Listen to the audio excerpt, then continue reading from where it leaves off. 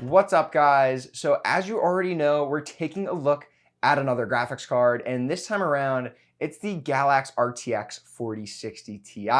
Now, this is the White EX Gamer Edition with its full RGB kind of blinged out setup, very similar to the Galax RTX 4070 that I took a look at not too long ago. You can find a link to that video right here. But overall, I mean, this is a very intriguing card, not really because of performance or the price point of the 4060 Ti, but more so because of design and the form factor of this graphics card to make it a awesome choice for, small form factor ITX builds, as well as more budget friendly oriented builds that maybe you can't spend a fortune on a graphics card. But I'm not going to delve too much into the actual performance of this graphics card. There's plenty of other videos out there for you to get an overall feel of what the performance of a 4060 Ti 8GB looks like. But the main purpose of this video is to do an unboxing, an overall look and feel on this GPU, and all the customization that this thing enables you to do with your build. But I am going to do some performance testing on this card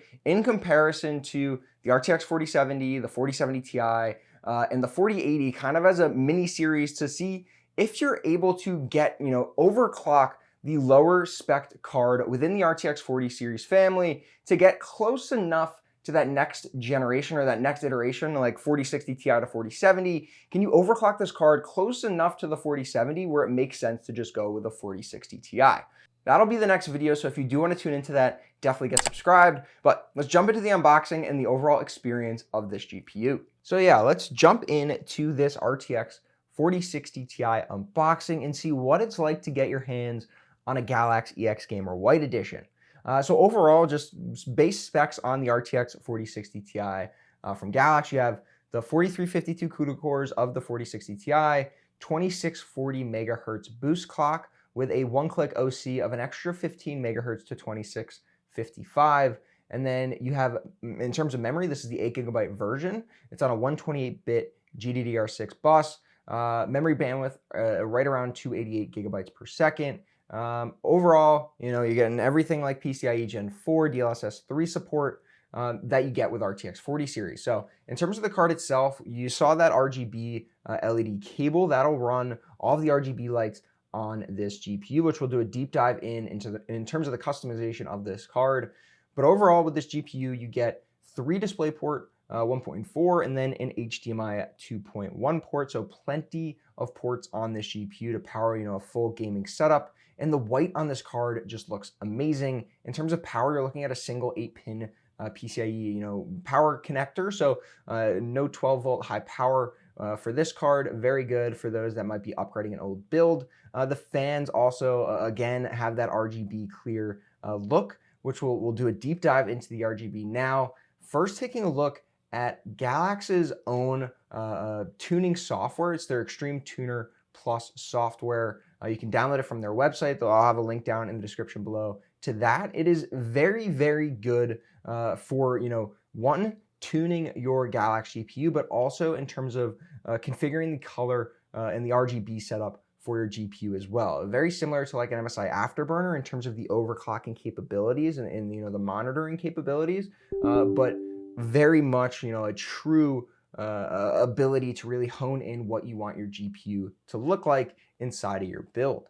So in terms of the overall RGB configuration setup, so this is right in Extreme Tuner Plus. You can either sync all of the RGB with your motherboard setup. So that's just going off of the 3-pin RGB header on the motherboard and figuring out what is the motherboard doing. I'm gonna mimic that, but you have so many other selections in terms of RGB. So you have like this breathing animation, and you can select all the different colors that you want. You can either select the predefined colors, or you can select from the color wheel. You have kind of this cycle pattern that is very reminiscent of the RGB setup that I have going on in my build right now. But a lot of cool kind of different RGB configurations that really allow you to make this thing your own build. You can either sync it with the rest of the LEDs in your PC, or maybe you don't have that many RGB LEDs in your PC, and this is really what's going to give your PC a little bit of flair in terms of the GPU. So overall, a lot of configuration that you can do. I love this kind of police red and blue flashing light that you can do with this particular GPU. It's just overall, it adds a little element of fun to your build.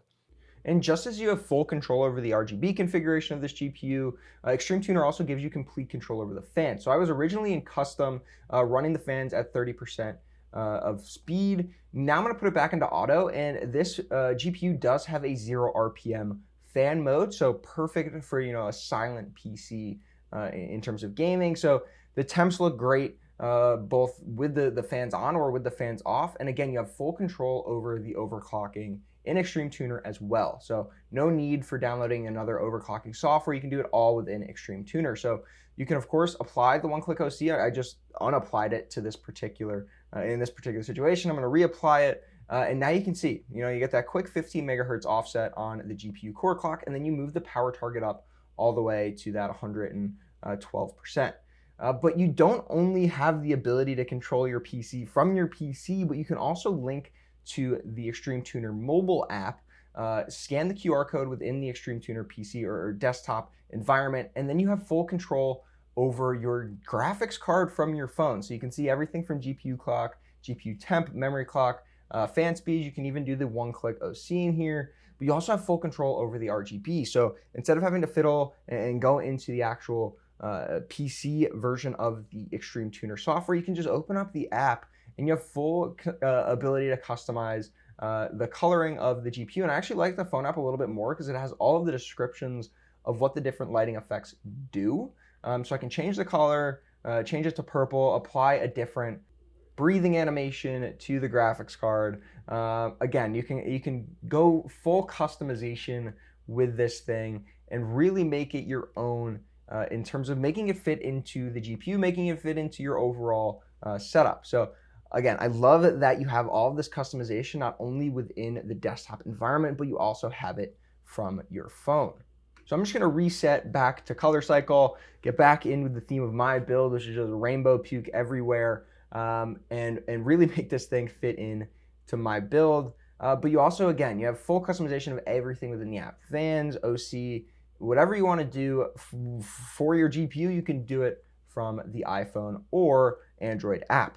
But what we're gonna do is now test out the temperatures on this build. So we're gonna run Firmark so that we can really stress test this GPU. We'll do a long stress test for 10 minutes, really see where temperatures level off. But you can see temps get to around 67, 68 degrees C, but the sweet spot for this graphics card, where Galax has really tuned this thing for, is right around that 62 degrees Celsius mark. So the fans will kick up to make sure this thing stays at 62 C while maintaining that 2490, 2505 kind of boost clock.